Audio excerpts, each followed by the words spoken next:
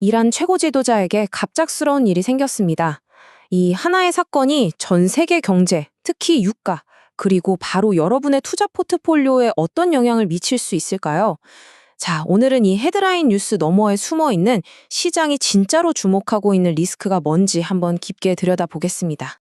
네, 일단 공식적으로 확인된 사실부터 짚고 넘어가죠.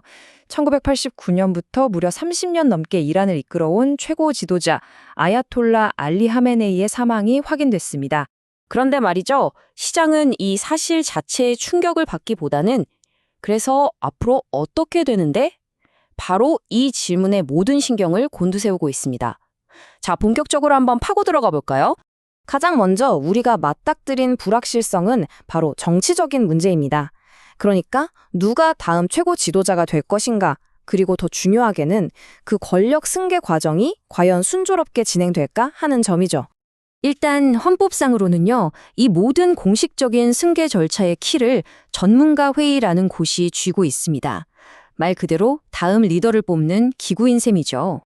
자, 바로 이 지점이 정말 중요합니다. 한쪽에는 헌법에 명시된 공식적인 권력, 바로 전문가 회의가 있죠.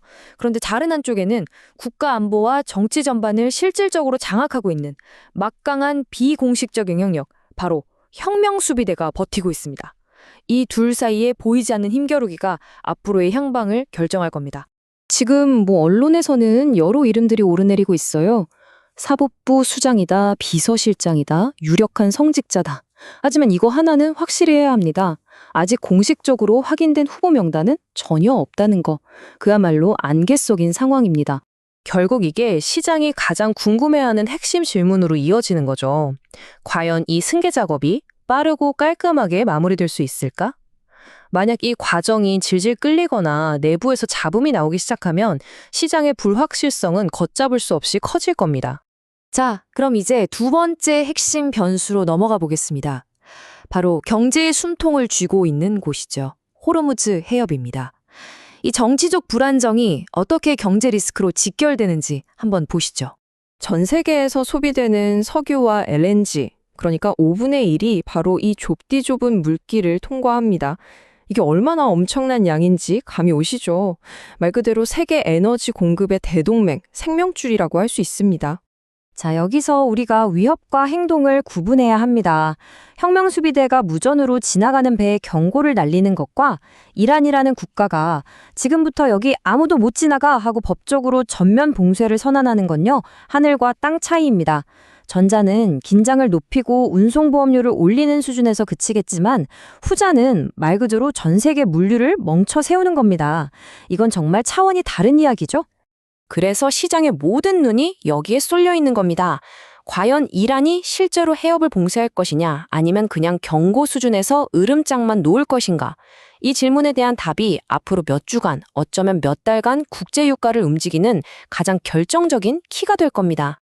좋습니다. 그럼 지금까지 살펴본 이 두 가지 큰 불확실성, 즉 권력 승계와 호르무즈 해협 리스크가 실제 시장에서는 어떤 시나리오를 만들어낼 수 있는지, 그리고 이게 내 자산에 어떤 의미를 갖는지 한번 구체적으로 그려보겠습니다.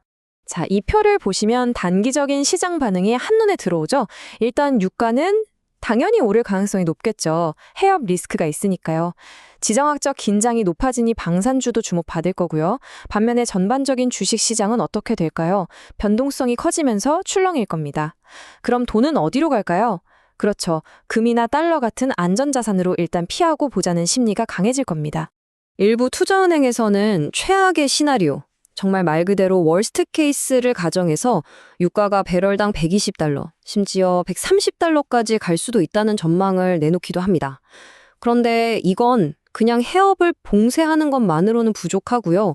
전면적인 군사 충돌로까지 번져야 가능한 아주 극단적인 시나리오라는 점을 기억해야 합니다. 그렇다면 이 폭등 가능성을 막아줄 완충 장치는 없을까요? 있습니다. 바로 오펙 플러스죠.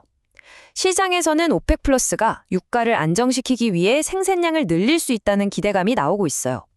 하지만 중요한 건 정말로 증산할지, 그리고 한다면 언제, 또 얼마나 할지 아직 아무것도 정해진 게 없다는 거죠.